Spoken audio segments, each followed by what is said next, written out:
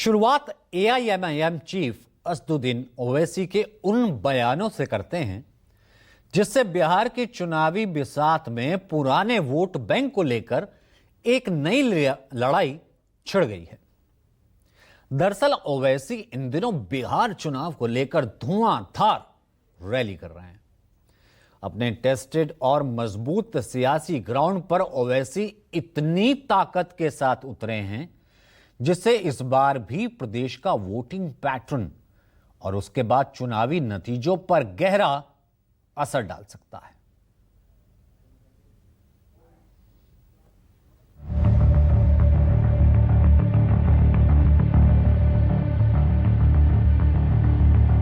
तुम्हारे बाप से नहीं डरता, तुम उसको चरमपंथी कहते हो। तुम में इतनी नफरत है, एक चेहरे पे दाढ़ी, सर पे टोपी, तो एक्सट्रीमिस्ट। क्या ओवैसी आतंकवादी है? क्या ओवैसी? इसी के साथ असदुद्दीन ओवैसी ने बिहार चुनाव में अब की बार फिर से अपना पुराना टेस्टेड फॉर्मूला अपनाना शुरू कर दिया है। ओवैसी का ये सीधा हमला महागठबंधन की ओर से सीएम पद के लिए घोषित उम्मीदवार तेजस्वी यादव पर था, क्योंकि तेजस्वी यादव ने एक यूट्यूब चैनल से ऑडियो बातचीत में ओवैसी को एक्सट्रीमिस्ट यानी कि अतिवादी कह दिया था। तेजस्वी यादव से सवाल ओवैसी को महागठबंधन में शामिल नहीं करने को लेकर था, जिसके जवाब में तेजस्वी को ये कहते हुए सुना जा सकता है कि उनके गठबंधन में एक्सट्रीमिस्ट की कोई जगह नहीं।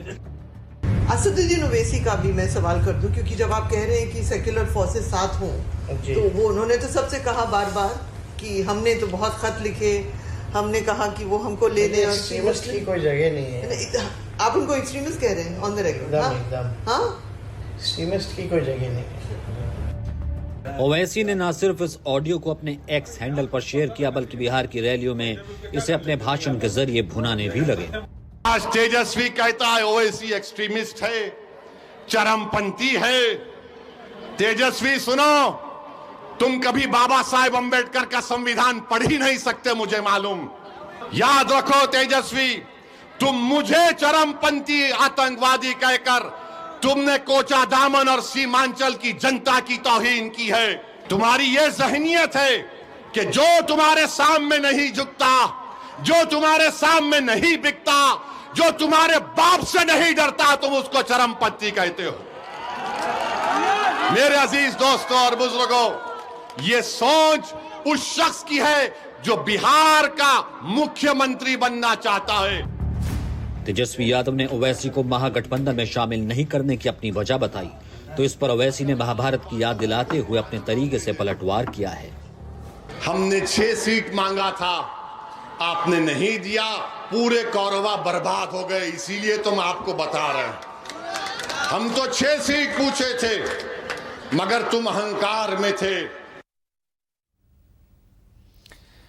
ओवैसी ने तेजस्वी यादव को लेकर यह बयान बिहार के सीमांचल इलाके में दिया, उस सीमांचल में जो मुस्लिमों का गढ़ माना जाता है, जहां ओवैसी की पार्टी की भी अच्छी खासी पकड़ है।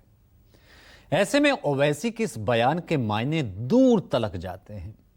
इसे समझने के लिए आपको पहले सीमांचल इलाके के वोटों का गणित बताते हैं। बिहार का सीमांचल इलाका असम और पश्चिम बंगाल से सटा हुआ है, जिसमें मुख्य रूप से 4 जिले आते हैं: किशनगंज, कटिहार, अररिया और पूर्णिया। ये चारों जिले मुस्लिम बहुल हैं।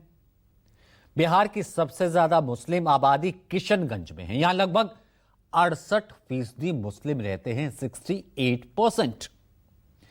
इसके अलावा कटिहार में मुसलमानों की आबादी 45%, अररिया में 43% और पूर्णिया में 38% आबादी है। इन 4 जिलों में बिहार की 243 में से 24 विधानसभाएं आती हैं। अब जाहिर है, आबादी के मुताबिक इन सभी सीटों का नतीजा सिर्फ और सिर्फ मुस्लिम वोटर ही तय करते हैं। सीमांचल पिछले यानी कि 2020 के विधानसभा चुनाव नतीजों की बात करें तो हम आपको दिखाते हैं सीमांचल की 24 में से सबसे ज्यादा, गौर कीजिएगा, 24 में से सबसे ज्यादा 8 सीटें बीजेपी ने जीती थी, 4 सीटें जेडीयू के खाते में गई थी। इसके अलावा कांग्रेस को 5 और आरजेडी को 1 सीट मिली थी और लेफ्ट को भी 1 सीट, जबकि असदुद्दीन ओवैसी की पार्टी एआईएमआईएम ऐतिहासिक जीत दर्ज करते हुए 5 सीटें जीतने में कामयाब रही थी। गठबंधन के लिहाज से देखें तो एनडीए को 12 यानी कि आधी सीटें 24 में से, महागठबंधन के हिस्से में महज 7 सीटें। हालांकि नतीजे आने के कुछ दिन बाद एआईएमआईएम के 4 विधायक ओवैसी का साथ छोड़ देते हैं और तेजस्वी यादव का दामन थाम लेते हैं, आरजेडी में शामिल हो जाते हैं। इसकी टीस ओवैसी को आज तक सता रही है। पिछली बार के आंकड़े बताते हैं कि किशनगंज को छोड़कर बाकी सभी जिलों में बीजेपी और उसके सहयोगी दल जेडीयू का प्रदर्शन काफी अच्छा रहा। कटिहार में जहां बीजेपी ने 7 में से 3 सीटें जीती, जबकि 1 सीट जेडीयू के खाते में आई। अररिया और पूर्णिया में भी यही पैटर्न रहा। इनमें कुल 13 सीटों में से 8 पर बीजेपी, जेडीयू ने कब्जा किया। यानी मुस्लिम बाहुल्य सीमांचल इलाके में पिछली बार एनडीए का दबदबा